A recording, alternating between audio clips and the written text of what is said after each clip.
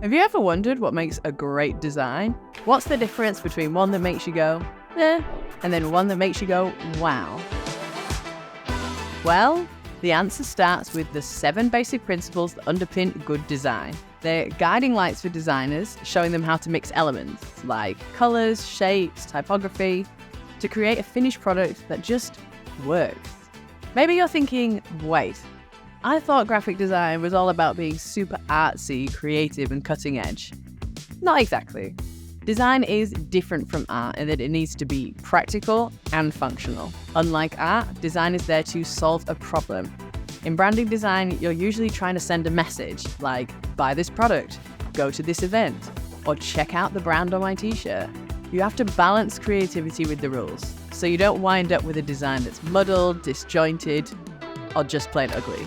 You want people to see the message, not just the design.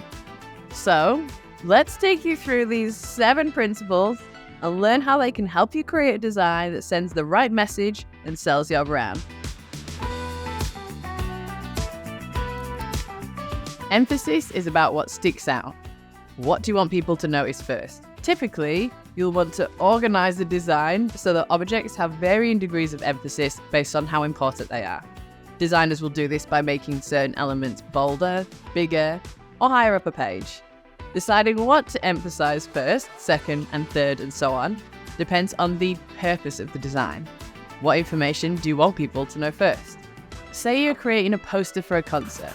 If a bunch of local bands are coming together to raise money for a cause, the word fundraiser might be most important.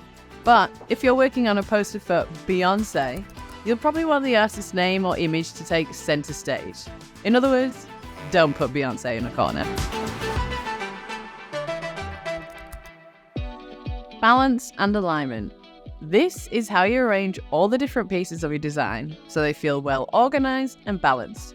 In other words, not too heavy, not too light. But wait a minute. How can something intangible like a 2D design feel heavy? Well, different design elements have different weights, maybe because of their color, size, contrast, or shape. For example, a big circle in a primary color is going to carry more weight than a teeny tiny dot in a soft pastel. A dark, bold text will have more weight than a light one. Say your design is a box of donuts.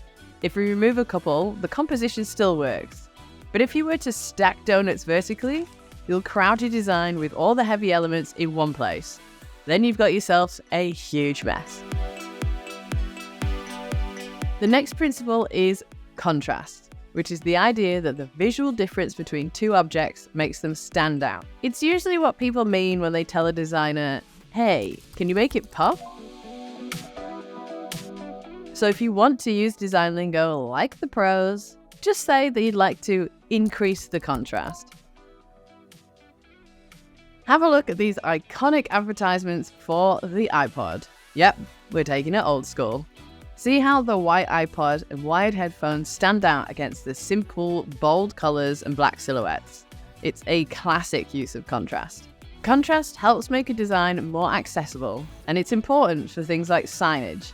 If your design is starting to look flat, it'll be hard for everyone to see. Imagine trying to figure out where to go in an emergency if your evacuation sign looked like this.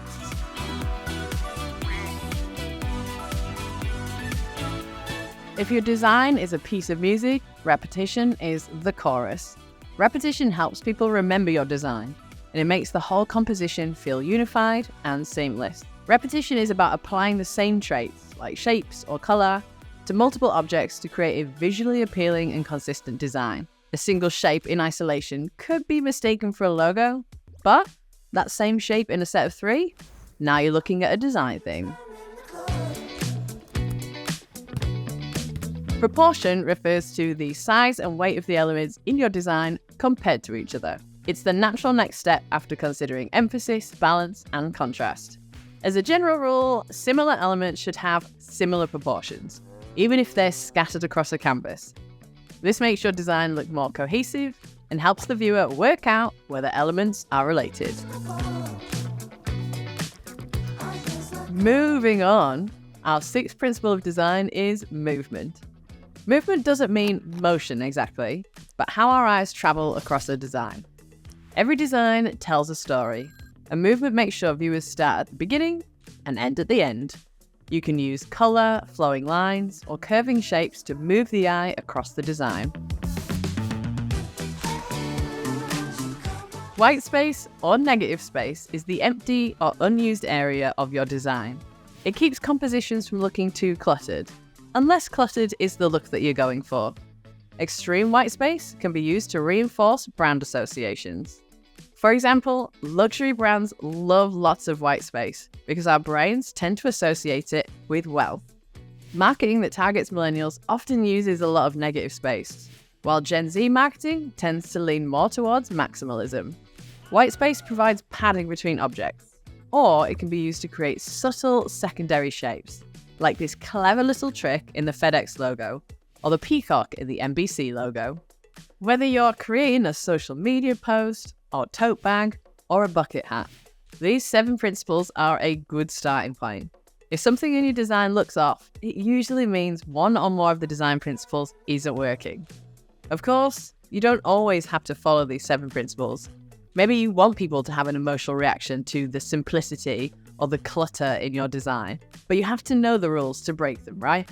If you're ready to apply these principles to your own branding, head to VistaPrint.com, where you can connect with professional designers who can create a brand new design just for you.